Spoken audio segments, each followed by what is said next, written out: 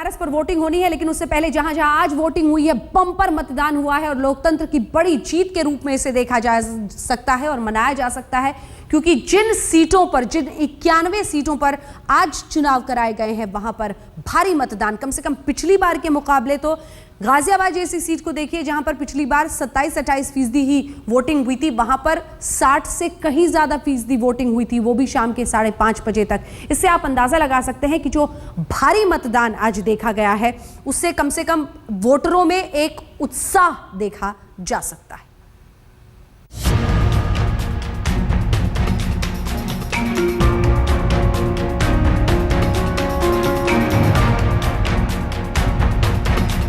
पूरे 5 साल बाद आम चुनाव में मतदाताओं का जोश देखते ही बन रहा है।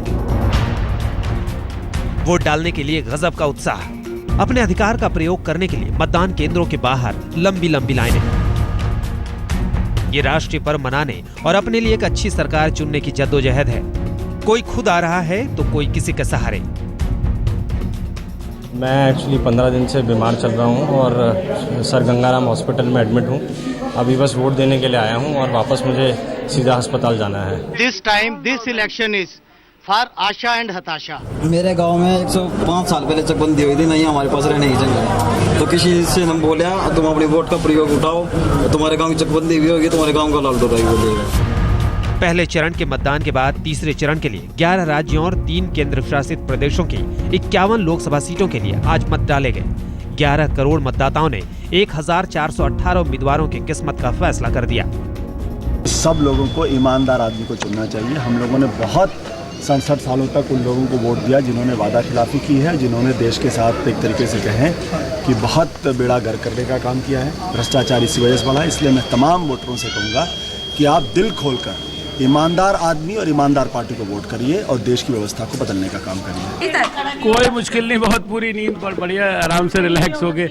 मैं तो चुनाव कैंपेन में भी रिलैक्स था, कल भी रात को रिलैक्स था, आज उससे इलेक्शन अपने आप में एक चुनौती होती है और पहले भी 2 इलेक्शन में चुनौतियां थी, इस बार भी है। जनता आपको बताएगी 16 मई को। आज जनता वोट करेगी, आपको पता चल जाएगा 16 मई को। जनता जानती है सब। हरियाणा, उत्तर प्रदेश, महाराष्ट्र और ओडिशा की 10, मध्य प्रदेश की 9, बिहार की 6, झारखंड की 4 और केरल के सभी 20 सीटों के लिए मत डाले गए। इसके अलावा छत्तीसगढ़, जम्मू कश्मीर, चंडीगढ़, अंडमान और निकोबार और लक्षद्वीप के एक सीट के लिए भी मतदान हुआ, जबकि दिल्ली के सभी 7 सीटों के लिए आज वोट डाले गए। दंगों की गवाह बनी मुजफ्फरनगर और शामली जिलों में मतदान केंद्रों के सामने लोगों की लंबी लंबी कतारें दिखी। लोगों ने बढ़ चढ़कर मतदान में हिस्सा लिया। मुजफ्फरनगर के मतदाताओं ने रिकॉर्ड मतदान करके ये दिखा दिया कि लोकतंत्र में सबसे बड़ी शक्ति है, किसी भी सरकार से बड़ी, किसी भी हुकूमत से बड़ी, और डर के आगे जीत है। कोई अगर हमें डराना चाहे तो हम अपने वोट के अधिकार से तमाम शक्तियों को नेस्तनाबूद कर सकते हैं। आम चुनाव में काफी समय बाद बंदूक का खौफ कम हुआ है।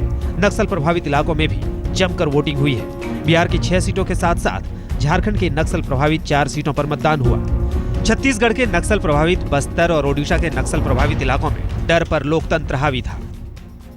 कहीं ईवीएम की छिनताई तो कहीं किसी ट्रक में आग लगा देना। माओवादियों ने पुरजोर कोशिश की कि चुनाव की प्रक्रिया में खलल डाला जा सके, लेकिन वो सफल नहीं हुए। अब सफलता क्या बीजेडी को मिलेगी या बीजेपी की लहर यहाँ पर कारगर साबित होगी, इसका फैसला तो जनता ने कर दिया है। चुनाव आयोग ने इस बार मतदान का समय 1 घंटे बढ़ा दिया है। मतदान सुबह 7 बजे शुरू होकर शाम 6 बजे तक चला।